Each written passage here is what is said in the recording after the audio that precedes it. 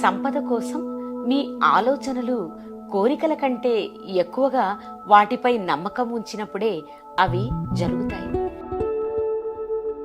అది ఎలా ఉండాలంటే ఖచ్చితంగా అన్నప్పుడు అయి తీరుతుంది. అక్కడ సంశయం లేని స్థితికి మీ మనస్సు చేరుకోవాలి.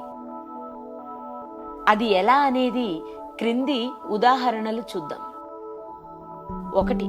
వర్షాలు పడడం లేదని ఊరి శివాలయంలో అందరూ అభిషేకం చేద్దామని వెళ్లారు. ఒక్కడు మాత్రమే గొడుగు పట్టుకెళ్ళాడు.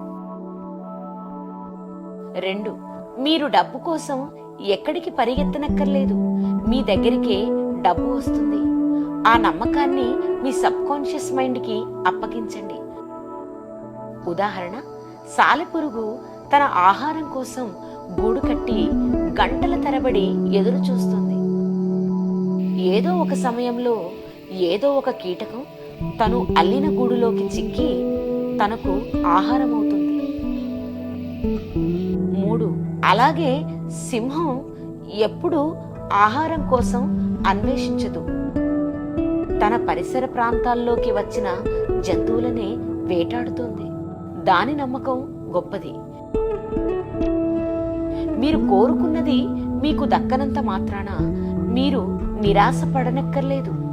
అంతకన్నా గొప్పది మీరు పొందడానికి మీరు అర్హులనే విషయాన్ని మరచిపోకండి. 4. ఒక మట్టి పురుగు మట్టిని గుంతలా చేసి మట్టి లోపల దాక్కుంటుంది.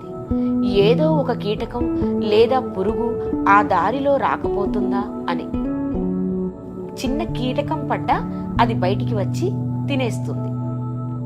ప్రకృతిలో ప్రతిదానికి వాటిపై నమ్మకం గట్టిగా ఉంది. ఇదే బిలీఫ్ సిస్టమ్. మీరు గట్టిగా నమ్మండి, మీకు కావలసినది పొందండి.